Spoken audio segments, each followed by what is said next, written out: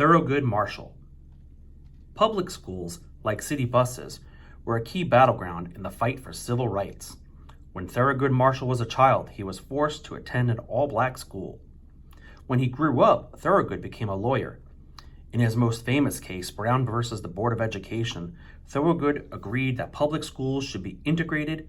Separate was not equal. Thurgood was born Thurgood in Marshall in Baltimore, Maryland, the second son of William and Norma Marshall. He was named after his grandfather, who had escaped from slavery. Thurgood was wise beyond his years. While in second grade, he presented his first case, to a jury of his teacher and family. He wanted to change his name. It was too long to write, he argued. It should be spelled the way it was already pronounced. The 7-year-old won the case of Thurgood versus Thurgood. His name was spelled Thurgood from then on. Thurgood showed other signs of his future.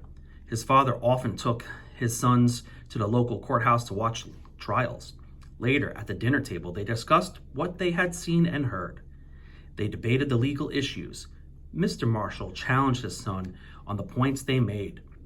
Thurgood was always determined to prove his case. In high school, Thurgood was an above-average student and a star member of the debate team. He also liked to have fun and play practical jokes. So Thurgood often found himself in the principal's office. Fortunately for him, the principal had a unique way of discipline. Every time he got into trouble, he had to memorize part of the U.S. Constitution. By the time he graduated with honors in 1925, Thurgood has memorized the entire document knowledge would serve him well. While a student at Lincoln University in Pennsylvania, a college founded for black men, Thurgood had his first experience with peaceful protests. He and his friends often went to the movies. However, at the theater, they were not allowed to sit in the seats on the main floor.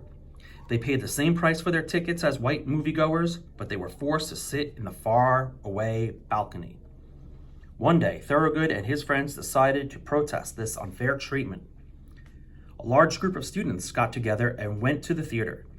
When they paid for their tickets, the students went inside and took seats on the main floor. The usher demanded that they get up and go upstairs to the balcony. Thurgood and his friends did not move. Surprisingly, the police were not called, and the boys were allowed to watch the movie.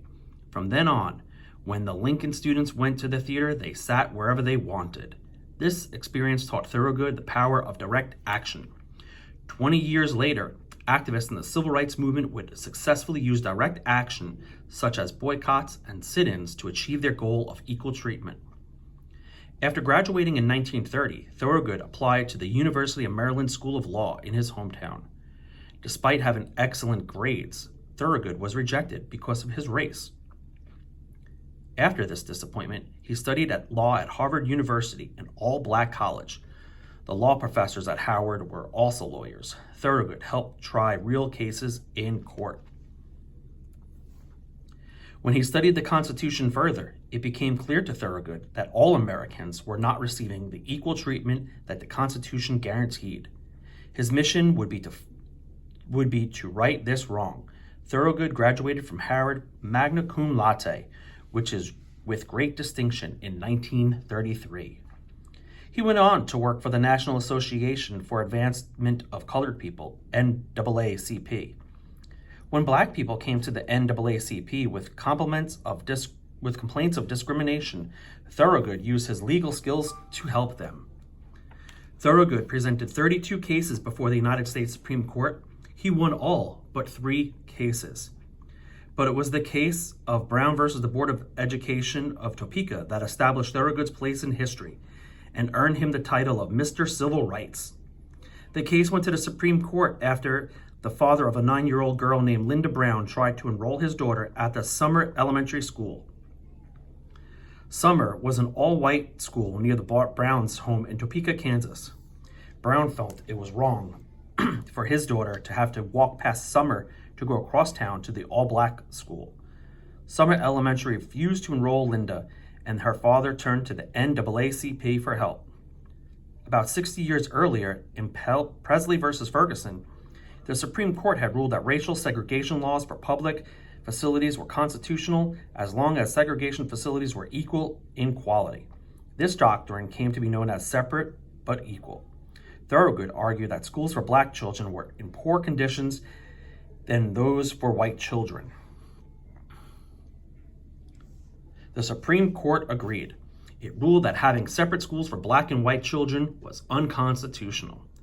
Some historians say that Thurgood's victory in Brown versus the Board of Education marked the true beginning of the civil rights movement.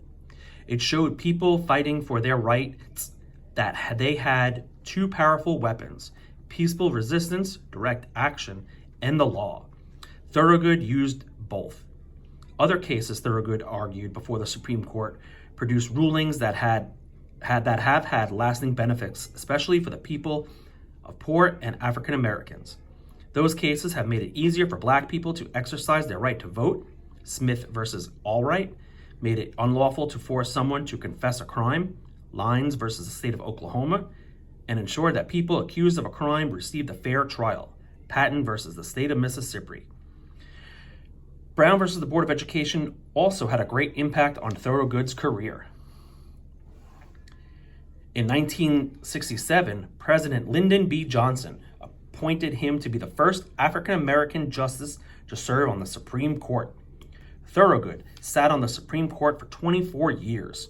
In his rulings, he always seemed the need for equal treatment for all citizens.